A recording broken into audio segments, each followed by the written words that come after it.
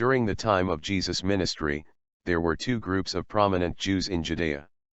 Each sect had their own religious faith, and each believed they were the true religion of Judaism. One group of Jews was the Pharisees, who held to the scriptures, the doctrine of Moses, and supported the oral traditions of the elders. They were ordinary people without much wealth, and a religious and political party who appeared from a group of Jews in the 2nd century BC, called Hasidim. They were committed to keeping the laws of tithing and ritual purity, and insisted on strict observance of God's laws to be observed as the scribes interpreted it. The scribes and Pharisees sat in the seat of Moses. They were a learned class who came from all walks of life among the Jewish people during the time of Jesus and before the destruction of Jerusalem. During that time, a large number of priests in Jerusalem served as scribes. They were also members of the Sanhedrin. Gamaliel and Nicodemus were scribes. They studied the scriptures and had knowledge of the Mosaic law. They interpreted the Mosaic law and were teachers of the law while being editors and copyists of the scriptures. In the New Testament era, Gamaliel and Nicodemus were mentioned many times with the Pharisees. The Pharisees and their scribes kept separated from the Jewish people, and separated from the Jews that did not keep the laws. The Pharisees and the scribes often criticized and looked down on them, but they too had an outward appearance in observing the law carefully, and they were truly hypocrites, because inwardly they harbored evil desires. These people drew near to God with their mouth, and honored him with their lips, but their hearts were far from God. In vain, they worshipped him, and teaching as doctrines, the commandments of men. They sought praise from men. The Lord warned the Jewish people to take heed that they did not do their charitable deeds before men, to be seen by them. Otherwise, they had no reward from their Father in heaven. When they did a charitable deed, they were not to sound a trumpet before them as the hypocrites, the Pharisees and scribes did in the synagogues and in the streets, that they might have glory from men. The synagogue was where they worshipped and gathered from the reading of scriptures, instructions in the laws of Moses and prayer. The Sanhedrin was the supreme court and legislative body of the Jews. It was the highest legal and administrative body in the Jewish state. The Pharisees made up the assembly of the Sanhedrin. The scribes' administration became greater after the destruction of Jerusalem by the Romans in 70 AD. Now the other Jewish sect was the Sadducees, who were priests and held to the first 5 books of the Bible, from Genesis to Deuteronomy. These first 5 books were called the Pentateuch. The Sadducees excluded the other 61 books of the Bible as being authority. They did not believe in the resurrection, the afterlife, or angels. The Sadducees played a major role in seeing that Jesus be arrested and crucified by Pilate. Later the Sadducees opposed the early church. Many times the chief priests, the Sadducees, the Pharisees, scribes, and the elders of the people, plotted against Jesus to put him to death. The Pharisees complained that Jesus and his disciples did many things, which were not lawful on the Sabbath. Jesus at one time cleansed the temple by driving out those who bought and sold in the temple, and the scribes and chief priests heard it and sought how they might destroy him, for they feared him, because all the people were astonished at his teachings. These acts, and other acts of Jesus caused the Sadducees, the Pharisees, the scribes, and the elders, to have growing hostility toward Jesus. They all went out and plotted against Jesus, how they might destroy him. The religious leaders persecuted Jesus, and sought to kill him because he healed, cast out demons, and did many good things on the Sabbath. Jesus took up our infirmities and carried our diseases. Jesus raised the dead. He made the deaf to hear, the dumb to talk, the lame to walk and the blind to see. The religious leaders were so blind and full of envy, that they could not see that Jesus was not only a prophet, but also the living Son of God, fully human and fully God, and God showed this to us by the miracles he worked through him. Jesus said to them, "My Father has been working until now, and I have been working." The Jews sought even more to kill him, because he not only broke the Sabbath, but also said that God was his Father, making himself equal with God. Caiaphas was the high priest that year. He was a member of the sect of the Sadducees, and a wicked priest who lasts to about 37 AD. He was appointed high priest of Israel by Valerius Brutus, the Roman procurator, a financial administrator in a province of the Roman Empire, about 18 AD. Valerius Brutus was the Roman prefect, a military commander of the province Judea, under Tiberius from 15 to 26 AD. Valerius frequently made changes in the appointment of the high priesthood. Caiaphas said to the Jewish leaders, "You know nothing at all, nor do you consider that it is expedient for us that one man should die for the people, and not that the whole nation should perish." Caiaphas did not say this on his own authority, but being high priest that year he prophesied that Jesus would die for the nation, and not for that nation only, but also that Jesus would gather together in one the children of God who were scattered abroad. It was from that day on, 2 days before the Passover, that the Sadducees and all the council, the chief priest, the scribes, and the elders sought testimony against Jesus, and plotted to put him to death. Now it was the Passover, the day of unleavened bread, and the chief priests, the scribes, and the elders of the people assembled at the palace of Caiaphas, the high priest, and plotted to take Jesus by trickery, and put him to death. But it was the Passover and they would not do it during the feast, for they feared the people, lest there be an uproar among them. Then Satan entered Judas Iscariot, who was one of the 12 disciples. He went his way and conferred with the chief priests and captains, of how he might betray Jesus to them. He said, "What are you willing to give me if I deliver Jesus to you?" And they were glad and agreed to give Judas money. The chief priest counted out to him 30 pieces of silver. Therefore, from that time he sought opportunity to betray Jesus in the absence of the multitude. Therefore, the prophecy was fulfilled by the prophet Zechariah, "Then I said to them, if it is agreeable to you, give me my wages, and if not, refrain." So they weighed out for my wages 30 pieces of silver. See Zechariah chapter 11 verse 12. The hour was at hand, and Jesus was betrayed into the hand of sinners. Judas came with a great multitude of troops, officers, with swords and clubs, from the chief priests, the Pharisees, and elders of the people. They came to the garden over the brook Kidron with lanterns, torches, and weapons where Jesus and his disciples were. Jesus, knowing all things that would come upon him, went forward and said to them, "Whom are you seeking?" And they answered him, "Jesus of Nazareth." Jesus said, "I am he."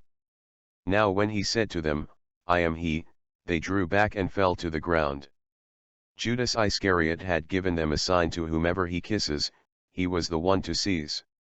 Immediately he went up to Jesus and said, "Greetings, Rabbi," and greeted him with a kiss.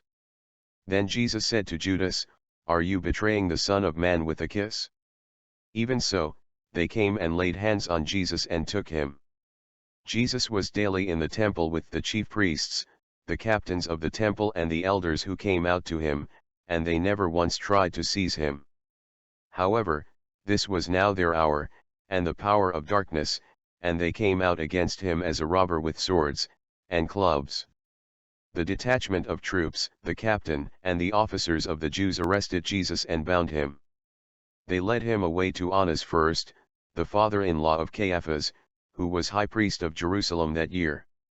Although Valerius Brutus, the governor of Judea, deposed Annas about 15 AD, he continued to be the most influential of the priests, continued to carry the title of high priest, and the Jews continued to consider him to be the high priest because the Jewish law had that a priest is a priest until his death.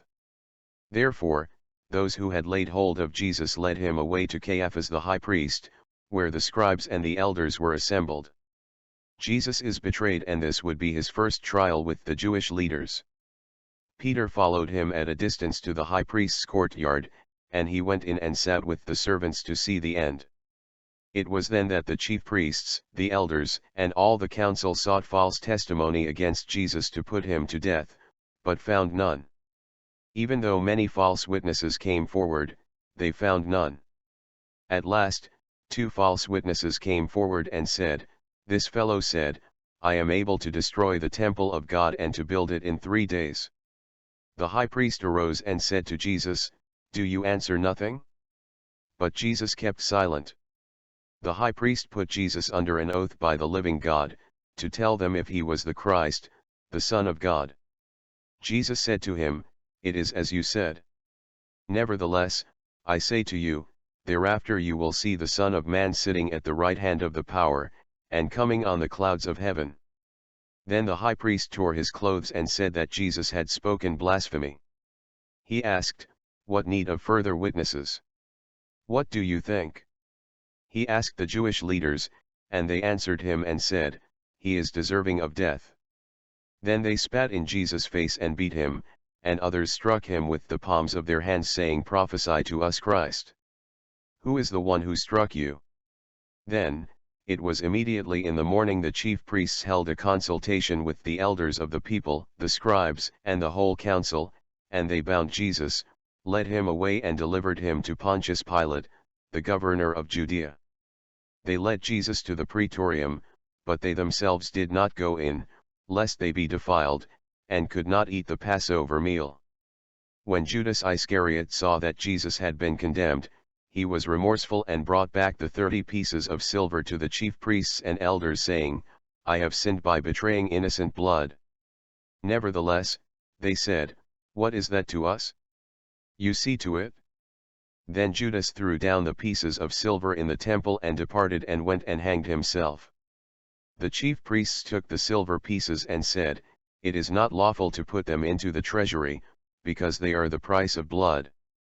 Therefore, they consulted together and bought with them the potter's field, to bury strangers there. Therefore, that field has been called the field of blood to this day. Then was fulfilled what was spoken by Jeremiah the prophet, saying, "And they took the 30 pieces of silver, the value of him who was priced, whom they of the children of Israel priced, and gave them for the potter's field, as the Lord directed me." See Jeremiah chapter 32 verse 6 through 9. Judas purchased a field with the wages of iniquity, and he committed suicide by hanging himself. Falling headlong, he burst open in the middle and all his entrails gushed out. It became known to all those dwelling in Jerusalem, so that field is called in their own language, Akeldama, that is, field of blood. For it is written in the book of Psalms, "Let his dwelling place be desolate and let no one live in it, and let another take his office. Let their dwelling place be desolate, let no one live in their tents." See Psalm chapter 69 verse 25. "And let his days be few, and let another take his office." See Psalm chapter 109 verse 8. After the resurrection of Jesus, the 120 Christians in the upper room cast lots, to replace Judas Iscariot, and their lots fell on Matthias, and he was numbered with the 11 apostles. See Acts chapter 1 verse 26. Now Pontius Pilate was also governor of Samaria and Idumea, the area as far as the Dead Sea to Gaza, from 26 to 36 AD. He was the procurator who had absolute authority over the non-Roman citizens of the province, but his responsibility was to the Roman governor who lived in Syria to the north. This would be Jesus' trial with Pontius Pilate. Jesus stood before Pilate in the praetorium, and Pilate then went out to the chief priests and scribes to ask them what their accusation was that they brought against Jesus. They said he was an evildoer. They said that they found him perverting the nation and forbidding paying taxes to Caesar, and saying that he himself is Christ a king. Pilate told them to take Jesus and judge him according to their law, but the Jews told Pilate that was not lawful for them to put anyone to death. This was said that it be fulfilled which Jesus spoke, signifying by what death he would die, by crucifixion. The Sanhedrin tried Jesus first, but they wanted him dead. Nevertheless, they did not have authority to execute Jesus. Since the Jews could not execute a person without approval from the Roman authorities, the Jewish leaders took Jesus to Pilate to pronounce the death sentence. The Jews claimed that it was not lawful for them to put anyone to death, that the saying of Jesus might be fulfilled which he spoke, signifying by what death he would die. Jesus was going to die by the hand of the Romans and by their methods. They practiced crucifixion, and Jesus died by crucifixion. He was nailed to the cross. Crucifixion was the Romans' most severe form of execution, and it was reserved only for slaves and criminals. A Roman citizen could not be crucified. Pilate went back into the praetorium and called Jesus. The chief priests had accused Jesus of many things, but Jesus answered nothing. Pilate said to him, "Do you answer nothing? See how many things they testify against you." But Jesus still answered nothing, so that Pilate marveled. Pilate asked Jesus, was he the king of the Jews? Jesus answered him, "Are you speaking for yourself about this, or did others tell you this concerning me?" Pilate answered, "Am I a Jew? Your own nation and the chief priests have delivered you to me. What have you done?" Jesus answered, "My kingdom is not of this world. If my kingdom were of this world, my servants would fight, so that I should not be delivered to the Jews, but now my kingdom is not from here." Pilate asked him again, was he a king? Jesus answered, "You say rightly that I am a king. For this cause I was born, and for this cause I have come into the world, that I should bear witness to the truth. Everyone who is of the truth hears my voice." Pilate asked Jesus, "What is truth?" It was when he had said this, he went out again to the chief priests and the crowd and said to them, "I find no fault in him at all." Nevertheless, the chief priest, the scribes and elders were the fiercer, and said, "He stirs up the people, teaching throughout all Judea, beginning from Galilee to this place." When Pilate heard of Galilee, he asked if Jesus was a Galilean. As soon as he knew that Jesus belonged to Herod's jurisdiction, he sent him to Herod, who was also in Jerusalem at that time. Herod had heard many things about Jesus and desired for a long time to see him. He had hoped to see some miracle done by him. When Herod saw Jesus, he was exceedingly glad, and he questioned him with many words, but Jesus answered nothing. The chief priests and scribes stood by, and with intense anger accused him. Then Herod with his men of war, treated Jesus with contempt and mocked him, arrayed him in a gorgeous robe and sent him back to Pilate. That very day Pilate and Herod became friends with each other, for previously, they had been at enmity with each other. Pilate called together the chief priests, the rulers, and the people, and said to them, "You have brought this man to me, as one who misleads the people. Indeed, having found no fault in this man concerning those things of which you accuse him, no, neither did Herod, for I sent you back to him, and indeed, nothing deserving of death has been done by him. I will therefore chastise him and release him." The Jews had a custom that Pilate should release one prisoner to them at the Passover, the feast of unleavened bread. At that time, they had a notorious prisoner called Barabbas, who was chained with his fellow rebels who committed murder in a rebellion. Pilate asked them to whom did they want him to release to them, Barabbas, or Jesus who is called Christ, for he knew that they had handed him over because of envy. The chief priest and elders persuaded the multitudes that they should ask for Barabbas and destroy Jesus. They chose Barabbas, who being a robber, and they all said to Pilate, "Let Jesus be crucified."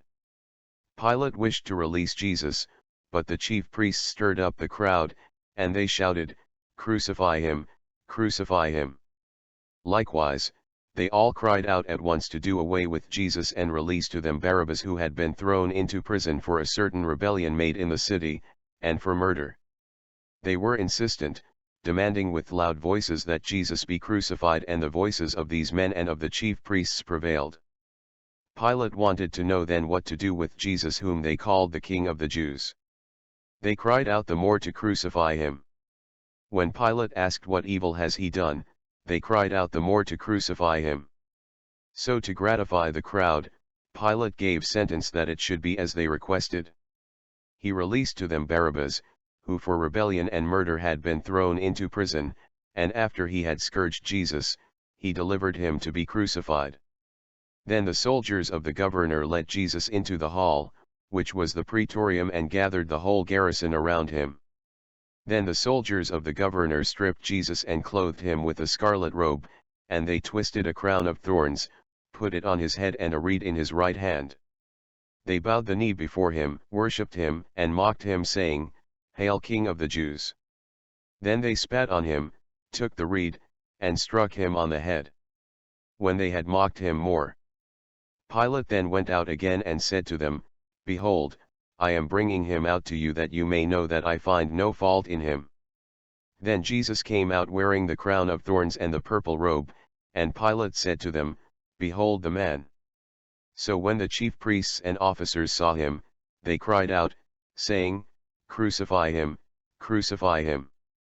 The Jews answered him, We have a law, and according to our law he ought to die, because he made himself the Son of God. When Pilate heard that saying, he was the more afraid, and went again into the praetorium and said to Jesus, Where are you from? But Jesus gave him no answer. Then Pilate said to him, Are you not speaking to me? Do you not know that I have power to crucify you, and power to release you? Jesus answered, You could have no power at all against me unless it had been given you from above. Jesus said, My Father loves me, because I lay down my life that I may take it again. No one takes my life from me, but I lay it down of myself. I have power to take it again. This command I have received from my Father. So, the one who delivered me to you, has the greater sin. From then on Pilate sought to release him, but the Jews cried out saying, If you let this man go, you are not Caesar's friend. When Pilate heard that saying, he brought Jesus out and sat down in the judgment seat in a place that is called, the pavement, but in Hebrew, it is called Gabbatha. Now it was the preparation day of the Passover, and about the 6th hour. Pilate said to the Jews, Behold your king. Shall I crucify your king? The chief priests answered, We have no king but Caesar. From then on, Pilate sought to release Jesus, but the Jews cried out saying, If you let this man go, you are not Caesar's friend. Whoever makes himself a king speaks against Caesar. Then they took the robe off him, put his own clothes on him and led him away to be crucified. As they came out, they found a man of Cyrene, Simon a Cyrenian. He was the father of Alexander and Rufus. As he was coming out of the country and passing by, they compelled him to bear Jesus' cross. They brought Jesus to the place called Golgotha, which is translated the place of a skull, where they crucified him, and 2 others with him, one on either side, and Jesus in the center. That the scriptures might be fulfilled which says, He was numbered with the transgressors. See Isaiah chapter 53 verse 12. The soldiers, when they had crucified Jesus, they took his garments and divided it into 4 parts and divided each among them, but the tunic was without seam, woven from the top in one piece. They said among themselves, Let us not tear it, but cast lots for it, whose it would be. That the scripture might be fulfilled which says, They divided my garments among them, and for my clothing they cast lots. See Psalm chapter 22 verse 18. Sitting down, they kept watch over him there. And they put up over his head the accusation written against him, the King of the Jews. Written in both Hebrew, Greek, and Latin. Then 2 robbers were crucified with him, one on the right and another on the left. And those who passed by blasphemed Jesus, wagging their heads for him to come down off the cross and save himself. Likewise, the chief priest, scribes, and elders also mocking Jesus among themselves, saying, He saved others, himself he cannot save. If he is the King of Israel, let him now come down from the cross, and we will believe him. He trusted in God, let him deliver him now if he will have him, for he said, I am the Son of God. Even the robbers who were crucified with him reviled him with the same thing. In the 6th hour, there was darkness over the whole land until the 9th hour. In the 9th hour, Jesus cried out with a loud voice saying, Eli, Eli, lama sabachthani? That is, my God, why have you forsaken me? Some of those who stood there when they heard Jesus, they said, This man is calling for Elijah. Then Jesus said, I thirst. Immediately one of them ran and took a sponge, filled it with sour wine mingled with gall to drink, and put it on a reed, and offered it to him to drink. But when he had tasted it, he would not drink. The rest said, Let him alone, let us see if Elijah will come to save him. After this, Jesus, knowing that all things were now accomplished, that the scriptures might be fulfilled, he cried out, "It is finished." And he cried out again with a loud voice and said, "Father, into your hands I commit my spirit." Having said that, Jesus bowed his head and breathed his last. Then the sun stopped shining, and the curtain of the Jerusalem temple was torn in two from top to bottom. Jesus had died. The earth quaked, and the rocks were split, and the graves were opened, and many bodies of the saints who had died were raised to life. They came out of their graves, and after Jesus' resurrection, they went into the holy city and appeared to a number of people. When the centurion and those with him who were guarding Jesus saw the earthquake and the things that had happened, they feared greatly, saying, "Truly this was the Son of God." It was the preparation day, and the bodies could not remain on the cross on the Sabbath. The Jews asked Pilate that their legs might be broken and that they might be taken away. Then the soldiers came and broke the legs of the first and of the other who was crucified with Jesus. Yet, when they came to Jesus and saw that he was already dead, they did not break his legs. However, one of the soldiers pierced his side with a spear, and immediately blood and water came out. That the scriptures might be fulfilled says, "Then they will look on me whom they pierced." Yes, they will mourn for him as one mourns for his only son, and grieve for him as one grieves for a firstborn. See Zechariah chapter 12 verse 10. He who has seen has testified, and his testimony is true, and he knows that he is telling the truth, so that you may believe. For these things were done that the scriptures should be fulfilled, not one of his bones will be broken. See Psalm chapter 34, verse 20. And again another scripture says, "They shall look on him whom they pierced." Again, "They pierced my hand and my feet, I can count all my bones. They look and stare at me. They divide my garments among them, and for my clothing they cast lots." See Psalm chapter 22 verses 16 through 18. In the book of Revelation chapter 1 verse 7, it says, "Behold, he is coming with clouds, and every eye will see him, even they who pierced him. And all the tribes of the earth will mourn because of him." Even so, Amen. A rich man named Joseph, a council member and a good and just man who came from Arimathea, who also became a disciple of Jesus, came at evening to Pilate and asked for the body of Jesus. Then Pilate commanded the body to be given to him. Joseph wrapped Jesus' body in a clean cloth and laid it in his new tomb where no one had ever lain before, which he had hewn out of the rock, and he rolled a large stone against the door of the tomb and departed. Mary Magdalene was there, and the other Mary sitting opposite the tomb.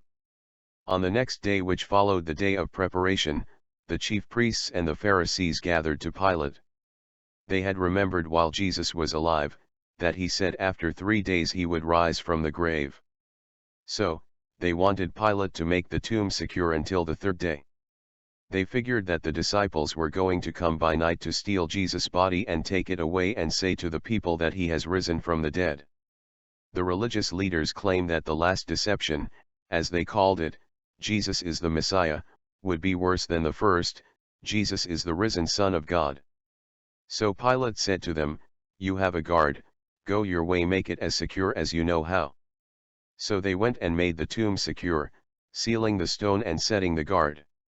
The prophet Isaiah prophesied hundreds of years before that Jesus would come the first time to suffer much, be rejected by the elders, chief priests, teachers of the law, and killed. In Isaiah 53, Isaiah prophesied of the crucifixion of Jesus, the Holy One to come. Who has believed our report? And to whom has the arm of the Lord been revealed? For he shall grow up before him as a tender plant, and as a root out of dry ground. Jesus had no form or comeliness, and when we see him, there is no beauty that we should desire him. He is despised and rejected by men, a man of sorrows and acquainted with grief. And we hid as it were our faces from him, he was despised, and we did not esteem him. Surely, he has borne our grief and carried our sorrows, yet we esteemed him stricken, smitten by God, and afflicted. He was wounded for our transgressions, he was bruised for our iniquities, the chastisement for our peace was upon him, and by his stripes we are healed. All we like sheep have gone astray, we have turned everyone to his own way, and the Lord has laid on Jesus the iniquity of us all. He was oppressed and he was afflicted, yet he opened not his mouth. He was led as a lamb to the slaughter, and as a sheep before its shearers is silent, so he opened not his mouth. He was taken from prison and from judgment, and who will declare his generation? For he was cut off from the living for the transgressions of my people, he was stricken. They made his grave with the wicked, but with the rich at his death, because he had done no violence nor was any deceit in his mouth. Yet it pleased the Lord to bruise him, he has put him to grief. When you, God, make his soul an offering for sin, he shall see his seed, he shall prolong his days, and the pleasure of the Lord shall prosper in his hand. He shall see the labor of his soul and be satisfied. By his knowledge, my righteous servant shall justify many, for he shall bear their iniquities. Therefore, I will divide him a portion with the great, and he shall divide the spoil with the strong. Because he poured out his soul unto death, and he was numbered with the transgressors, and he bore the sin of many and made intercession for the transgressors. Jesus was the suffering servant who fulfilled Isaiah's prophecy. It was not Buddha, it was not Muhammad, or any other man. The Old Testament pointed to the teachings of the atonement long before Jesus died for our sins. The atonement was part of God's eternal plan for humanity. The Father was pleased that his Son should die because it would cover the sins of many and reconcile them to himself. Yes, it was foretold that Jesus, the Christ, should suffer. This was a determined purpose and foreknowledge of God. Jesus was God's provision for the judgment of sins, yet Jesus never sinned, but our sinfulness made his death necessary. It was God's plan to save humanity from their sinfulness that Jesus was put to death on the cross, that through him, we might receive eternal life. Thank you for listening. If this video has been a blessing to you, please like, subscribe, and share. Thanks.